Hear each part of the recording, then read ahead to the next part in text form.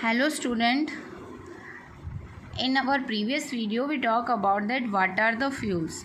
Now we will proceed to our next point, which is the what are the qualities of a good fuel. So good fuel must are easy to ignite. Easily वो ignition उसमें हो सकता है, वो सब good fuel की category में आते हैं. उसके बाद में सेकंड है ईजी टू ट्रांसपोर्ट. आप इजीली उसका ट्रांसपोर्टेशन कर सकते हैं. फॉर एग्जांपल मैं इसमें थोड़ा सा एलेबोरेट करूँ इसको, तो ये आता है कि ट्रांसपोर्टेशन वुड का भी है, कोल का भी है, गैसोलीन का भी है. तो जिसको ट्रांसपोर्ट करने में ज़्यादा इजी रहेगा वो फ्यूल बेटर फ्यूल में आएगा. It releases a lot of heat, means ये बहुत बड़ा अमाउंट हीट का रिलीज़ करता है. अब रिलीज़ करता है हीट का अमाउंट, इट मीन्स कि इसकी calorific value must be high. Okay, so low smoke and combustible matter such as ash. तो जो कंबशन होता है, आफ्टर कंबशन जो भी अमाउंट एनर्जी का रिलीज़ हुआ उसके बाद में जो बचा हुआ अमाउंट होता है वो एज अ ऐश होता है.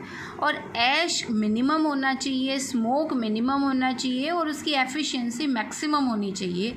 तभी वो किस कैटेगरी में आएगा? In a better fuel category.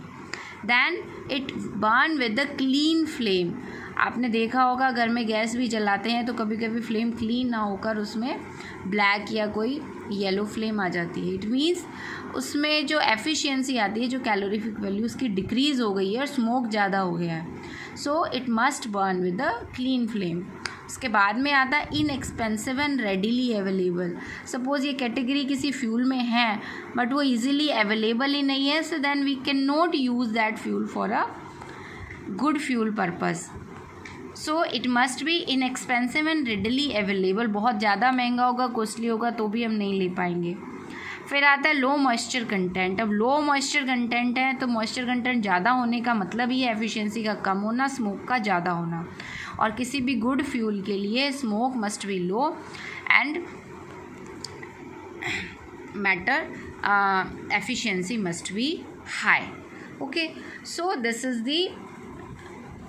These are the qualities. And सबसे इम्पोर्टेंट क्वालिटी क्या होती है बेटर फ्यूल के लिए? फ्यूल की मैक्सिमम होनी चाहिए. क्या? फ्यूल की मैक्सिमम होनी चाहिए calorific value. So the important character is the calorific value. So now we will stress upon that what is the calorific value. So calorific value क्या होती है? The amount of energy produce by the complete combustion of a material of fuel.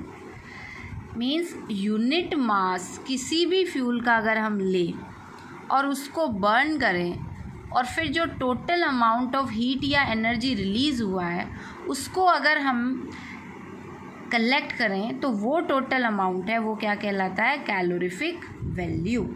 Okay, तो ये होता है calorific value. अब बात आती है अमाउंट ऑफ एनर्जी प्रोड्यूस हो गई, कैलोरीफिक वैल्यू आ गया. और ये कैलोरीफिक वैल्यू जिस भी फ्यूल की मैक्सिमम होगी वो फ्यूल एक बेटर फ्यूल होगा. अब हम आते हैं कैलोरीफिक वैल्यू का भी फर्दर क्लासिफिकेशन है. सो क्या क्लासिफिकेशन है? That calorific value is divided into two part. First one is the gross calorific value and second one is the net calorific value. Definition है, डिटेल में हम एलेबोरेट करेंगे इसको. पहले आता है ग्रॉस कैलोरीफिक वैल्यू. अब unit mass of fuel is burned completely and the energy which is released is called calorific value. But when we apply some condition, then it is divided into two parts. First one is the gross calorific value, the total amount of heat produced when unit mass of a fuel burned completely and product of combustion have been cooled at room temperature. मतलब ये है कि जब आपने किसी भी fuel का unit mass burn किया और उसके कम्प्लीटली बर्न होने के बाद में जो प्रोडक्ट हैं उनको आपने रूम टेम्परेचर पर कूल किया, तब जो अमाउंट हीट और एनर्जी का रिलीज़ हुआ है वो क्या होता है? ग्रॉस कैलोरीफिक वैल्यू या हायर कैलोरीफिक वैल्यू. ठीक है, अब इसी को अगर हम ये रिवर्स कर दें that total amount of heat or energy released when unit mass of fuel is burned completely and products are allowed to escape. मतलब प्रोडक्ट बाहर चले गए, then it is called the lower calorific value. तो definition के according हमने ये बताया that lower calorific value और हायर कैलोरीफिक वैल्यू में क्या डिफरेंस है. जब प्रोडक्ट को आपने रूम टेम्परेचर पर कूल डाउन किया तो ये हो गया आपका हायर कैलोरीफिक वैल्यू और ग्रॉस कैलोरीफिक वैल्यू, और जब ये लो हो गया then this is called the lower मतलब जो अलाउड आपने बाहर एनवायरनमेंट में उनको जाने दिया, then this is called the lower calorific value और नेट कैलोरीफिक वैल्यू. ठीक है, अब बात आती है इनकी यूनिट्स की. Then what are the units of calorific value. So units are calorie, kilo calorie, British thermal unit and centigrade heat unit.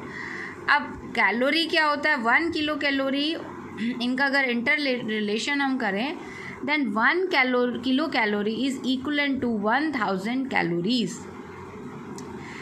So 1 degree centigrade, किसी भी पानी के टेम्परेचर को 1 डिग्री तक इंक्रीज़ करने के लिए जो टेम्परेचर रिक्वायर्ड है उस टेम्परेचर को 1 कैलोरी कहते हैं. मतलब पानी का तापमान अगर आप 1 डिग्री बढ़ाना चाहते हैं तो जो हीट लगेगी उसको बोलते हैं 1 कैलोरी. तो अब ये यूनिट होती है किसकी, कैलोरीफिक वैल्यू की. ठीक है, अब ये जो आपका था ग्रॉस कैलोरीफिक वैल्यू, उसको मैं इसी यूनिट को अगर हम अप्लाई करते हैं तो प्रोडक्ट में क्या किया आपने, फ्यूल का मास बर्न किया ऑक्सीजन की प्रेजेंस में, मतलब कंबशन किया. कंबशन करने के बाद जो भी प्रोडक्ट बने उसको वापस से कूल डाउन कर लिया रूम टेम्परेचर पर, तो जो एनर्जी रिलीज़ हुई वो हमारे पास में आ गई ग्रॉस कैलोरीफिक वैल्यू की फॉर्म में. अब आपने यूनिट मास फ्यूल का लिया, उसका कंबशन किया, जो भी एनर्जी निकली उसको एनवायरनमेंट में जाने दिया, तो ये क्या हो गया, this is the your net calorific value. और इसकी यूनिट क्या है, units are calories, kilo calorie, British thermal unit, centigrade heat unit, and this British thermal unit is equivalent to 252 calories और 0.252 kilo calorie. And 1 kilo calorie किसके equivalent है, 3.968 British thermal unit. So you should remember this. Then these are the interrelation and what is the calorie. तो generally क्या use में आता है, kilo calorie पर kilogram और कैलोरी पर ग्राम, ये यूनिट जनरली हम यूज़ करते हैं. ठीक है, अब इसका इंटर रिलेशन भी है ग्रॉस और नेट का, वो हम नेक्स्ट वीडियो में करेंगे. Thank you very much.